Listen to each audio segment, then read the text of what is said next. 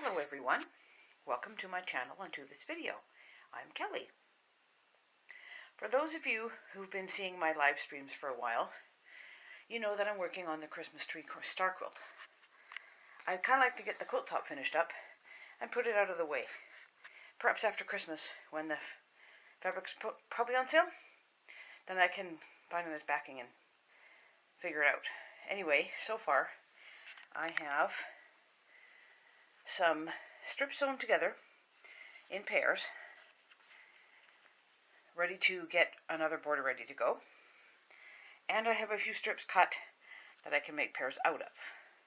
I'll have to cut a bit more fabric, but this is a pretty good start to carry on with. And I'll put out the large part of the quilt on the table and organize these in a pleasing fashion, how I want the border to turn out. I'm working on this top border.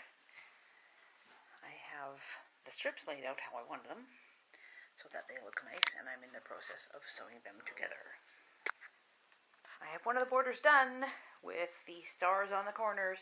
I'll get you guys a better visual when the whole quilt top's done. And over on this side, I have arranged my layout for the other border.